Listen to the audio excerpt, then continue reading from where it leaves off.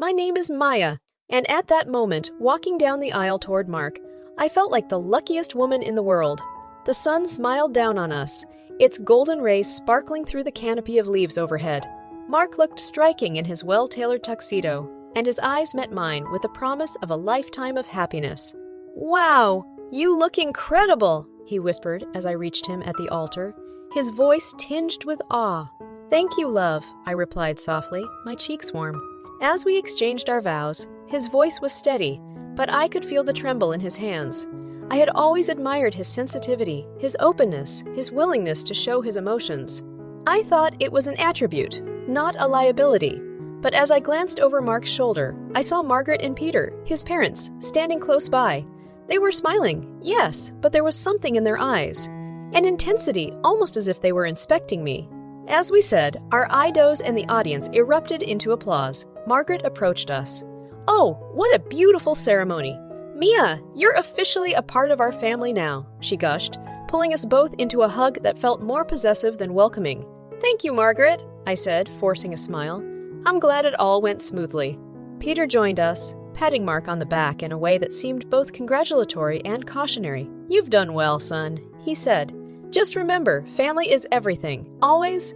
"Of course, Dad," Mark responded, his eyes dropping for a second. The reception was a beautiful affair, full of laughter, toasts, and dancing.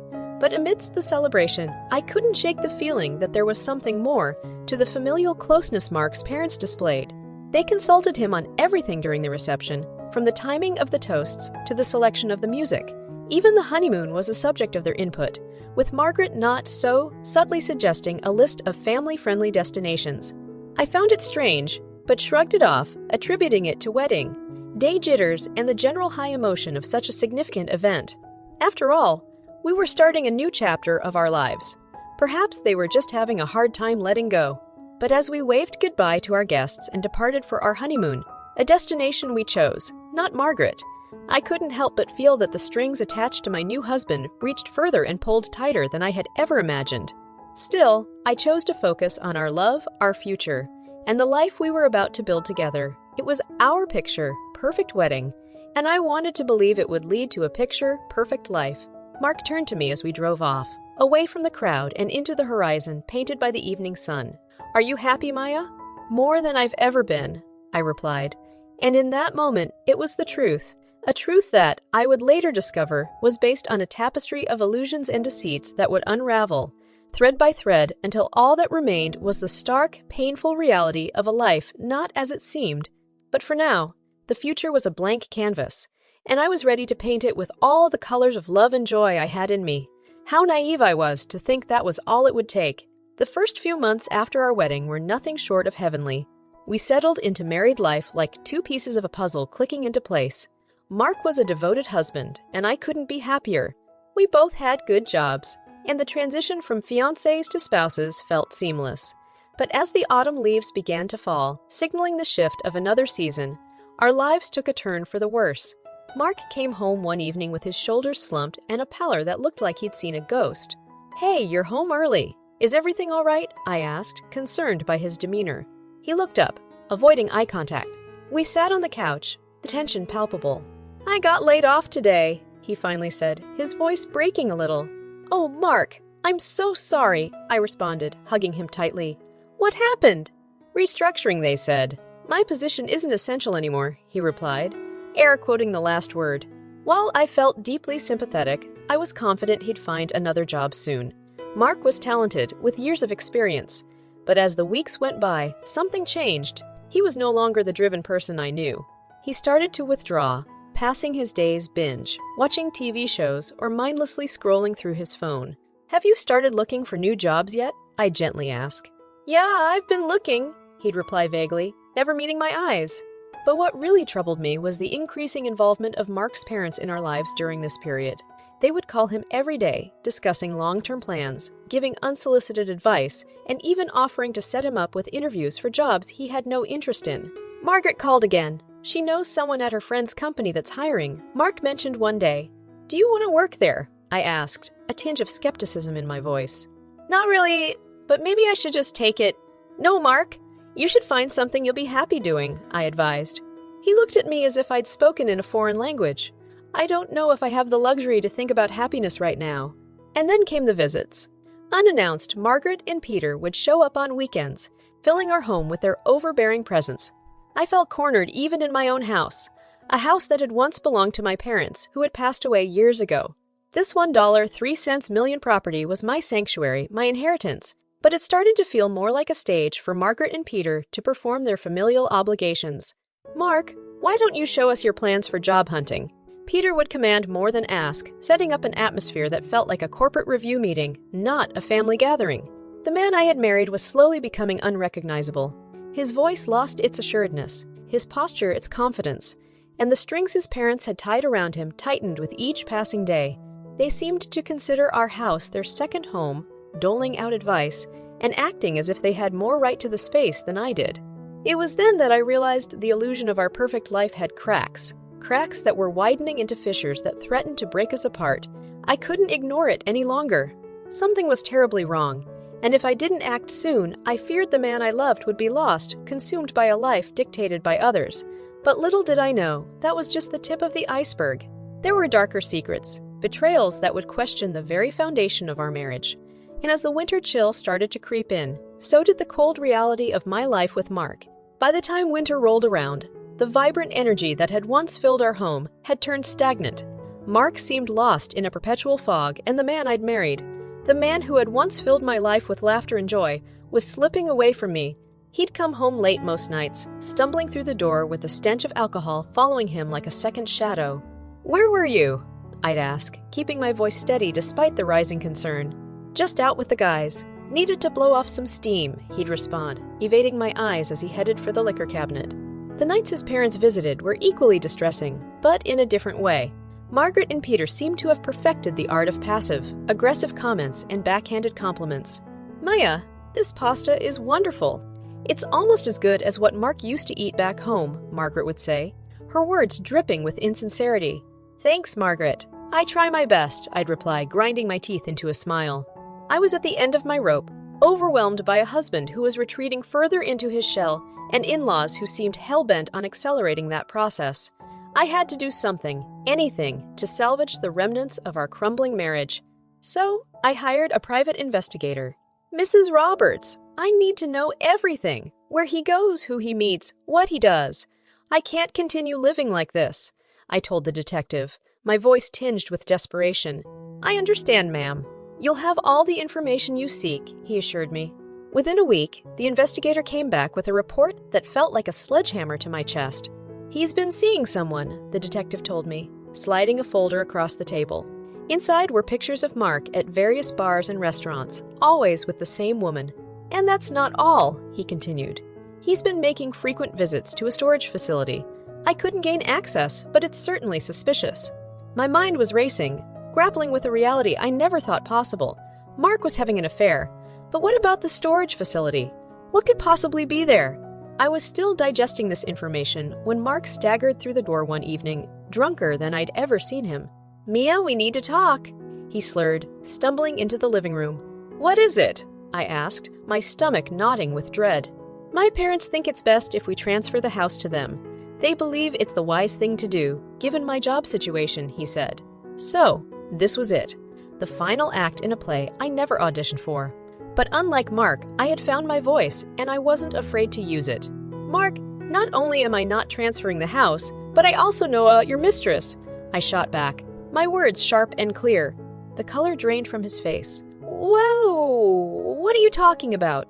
"Don't play dumb," I said, seething with anger and betrayal. "I hired an investigator. I've seen the pictures, Mark."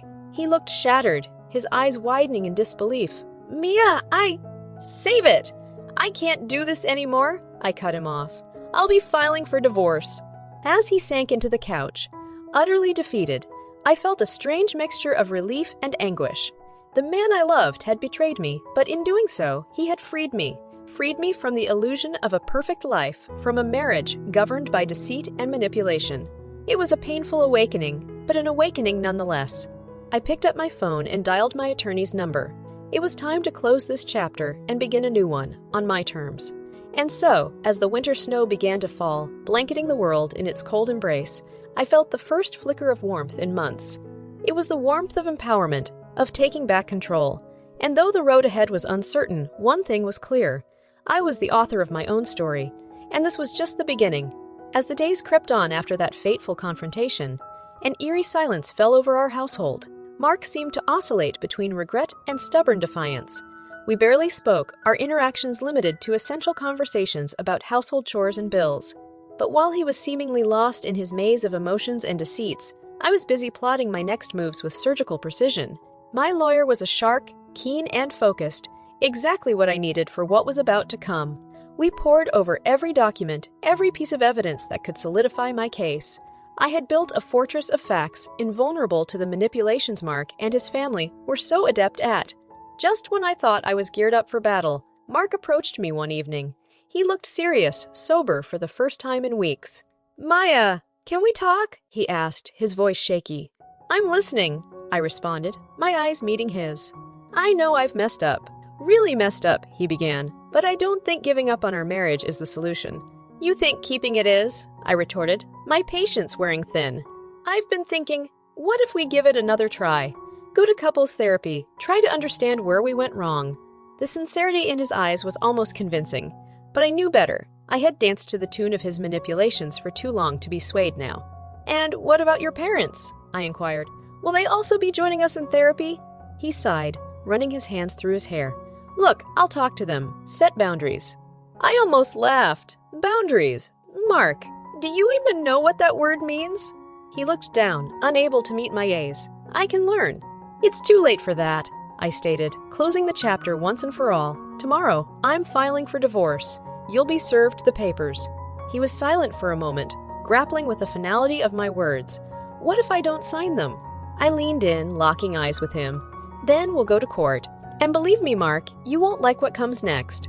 It was an ultimatum, crystal clear and non-negotiable. I had given him the choice, even though I knew he was cornered.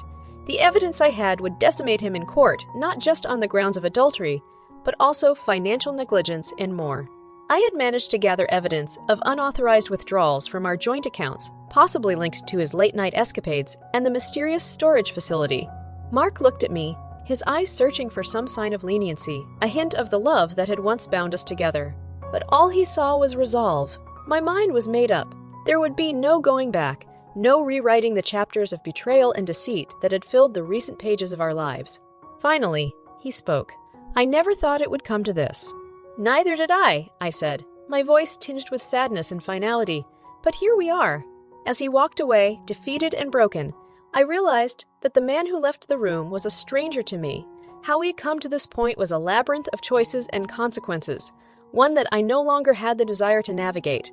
I picked up my phone, texting my lawyer that we would proceed as planned. As I set it down, I felt a weight lifting off my shoulders, as if I had shed the layers of someone else's mistakes and emerged anew.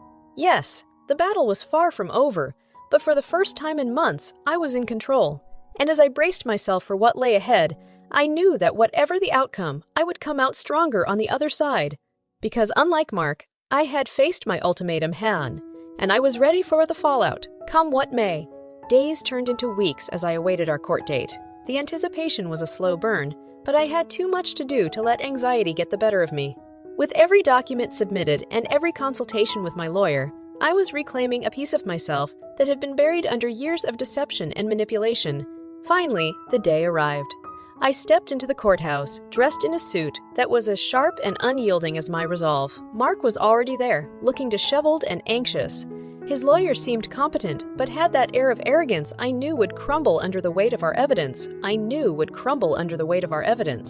The proceedings began, and it didn't take long for me to realize that Mark had underestimated me, something he had done throughout our marriage, but would regret today. "Mrs. Roberts, is it true that you and your husband jointly own the house you currently reside in?" The opposing counsel started. "Yes, it's true," I replied calmly.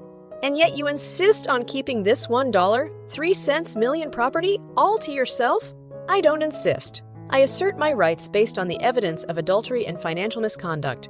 I shot back, leaving no room for debate. Mark's lawyer chuckled condescendingly. "Ah, the adultery claim. Yet can you confirm that your husband was also facing extreme stress due to his unemployment?" Stress is hardly an excuse for betrayal, I retorted, refusing to let them victimize Mark for his own mistakes. As the session dragged on, it became evident that Mark's counsel was grasping at straws.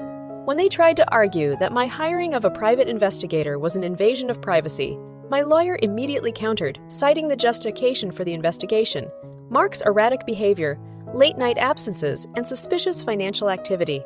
Finally, Mark was called to the stand. He looked nervous, his eyes darting around as if searching for an escape.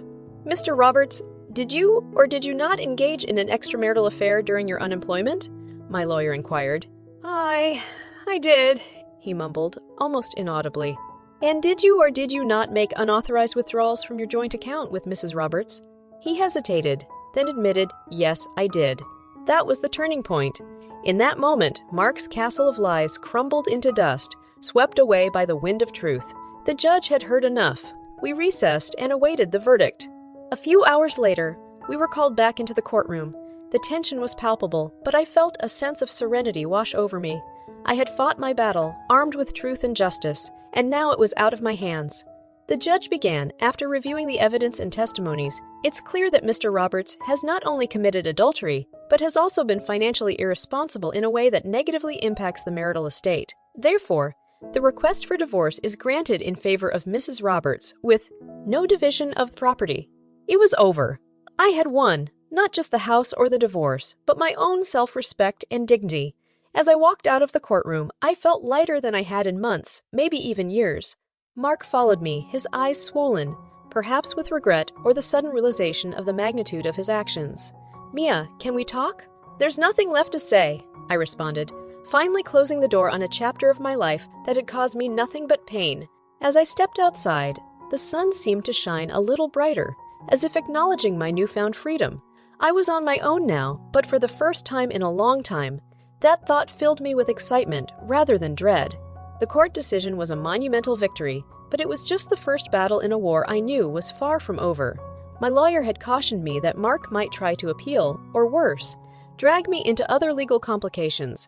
To stay ahead, we spent the following weeks taking steps to secure my assets and fortify my legal defenses. Then came the phone call that I hadn't anticipated. It was from Mark's sister, Sarah.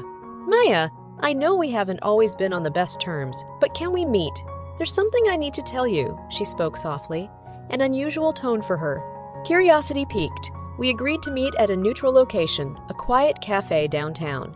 As I sat across from her, she looked uneasy, but there was an earnestness in her eyes that I couldn't ignore. "Listen, Mia," she began. "I've had a long talk with Mark. He's completely shattered by the divorce and the court ruling. He's also started attending therapy." I leaned back, crossing my arms. "That's supposed to change things." "No, it's not," she admitted. "But I've seen a side of him that's genuinely remorseful. He knows he's ruined the best thing that ever happened to him." For a moment, a pang of the love I once had for Mark flickered within me, but it was quickly extinguished by the memories of his betrayals. "Sarah, even if Mark is genuinely remorseful, it doesn't erase the past or make him trustworthy. He made his choices, and now he has to live with the consequences." Sarah sighed, as if she'd expected this response. "I know, and that's not why I asked you to come here. Look, Mark's therapy sessions have been making him revisit his relationship with our parents as well, and he's making strides to stand up to them, to assert his independence." I almost laughed. "A bit too late, don't you think?" "Yes, it's late, but better late than never." She paused, her gaze meeting mine. "Mark has decided to sever financial ties with our parents, and he's in the process of finding a job. He's trying, Maya." I looked at her, my thoughts racing. Could Mark really change? Even if he did, would I ever be able to trust him again? "Why are you telling me all this, Sarah?" "Because family means something to me, even if our family has been far from perfect. Mark made mistakes, terrible ones, but he's my brother, and you were a part of this family too. Mia, I just thought you should know." She looked down, almost regretfully, before standing up. "Whatever you decide to do with this information is up to you." As I drove back home, Sarah's words echoed in my head.